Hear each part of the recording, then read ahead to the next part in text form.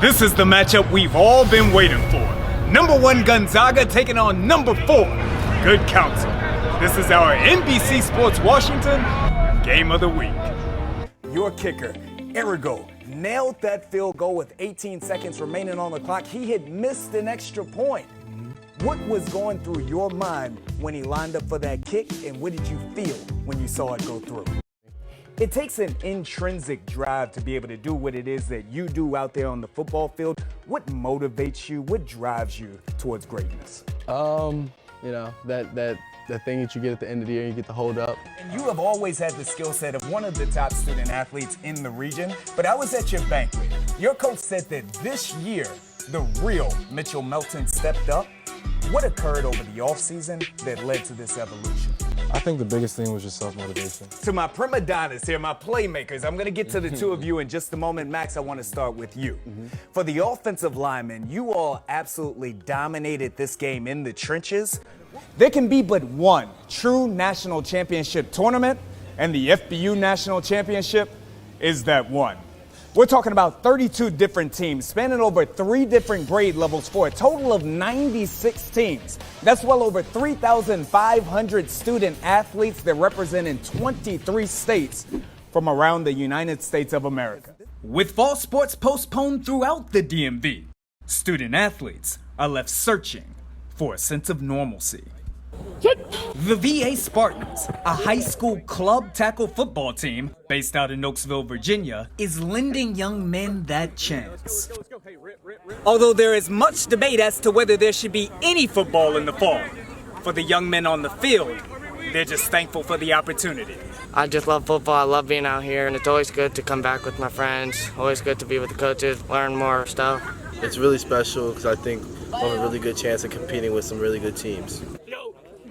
The Spartans were formed out of fear that the uncertainty of the season could lead student athletes to missing out on scholarship opportunities. We had several young men that approached us when school systems and football was getting shut down. They were like, Coach, you know, I have colleges out there that are reaching out to me saying, hey, like I just need 5 games of senior film and I might get a chance to go to college for free. And we looked at that and we said, hey, you know, how can we help these young men? Comprised of players from schools throughout the region, the Spartans have a chance to team up with student athletes they typically compete against. Honestly, it's a little fun getting to see the players you usually play against and be on the same team, kind of like reunite with them.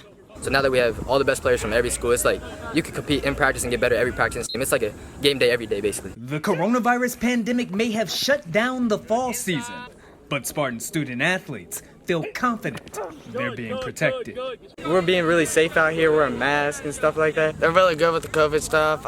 It doesn't really bother me. And they have little concern for potential injury that could derail their spring. It's football. You get injuries, you recover, and then you just get back into play. I take care of my body enough and I'll make sure I recover and eat the right food, get enough sleep, stretch, all that stuff to make sure I can't get injured and have the best playing ability I can. With NBC Sports Washington, I'm Chad Ricardo. Murray, a small school with a big chance of challenging for a DCSAA state crown. In order for them to accomplish their ultimate goals, the Frogs know all they had to do is take care of Murray. They put the DMV on the map. They were 2 wins away from a dream year. And then, Gonzaga. Sidwell Friends, a squad that is quickly becoming synonymous with playing championship-winning soccer. In 2018, these young ladies were able to capture the DCSAA state trophy. Does this team have what it takes to repeat? For the past 6 years, the PVI boys basketball squad has teamed up with the Northern Cheyenne Reservation to form the Northern Cheyenne Basketball Clinic. But I think it shines through in their work ethic and and they're so welcoming. You know, just they invited us into their homes and we really enjoyed that. And of course, basketball. You know, just when you can connect on that level, basketball brings us all together. Damian Robinson is a dominant defensive end at Quince Orchard High School in Gaithersburg, Maryland. With offers from most of the top programs in the country, the All-American Bowl commit is one of the most sought-after student athletes in the nation. But it wasn't always this way. I mean, I was just thinking like going into high school it was going to be easy. So I just started going to school. I wasn't really doing my work. Damian lived the life of most teenage boys, till a knock on the door of his family's home changed their world forever. For student athletes of the DMV, the off-season is no longer a time of rest and recovery.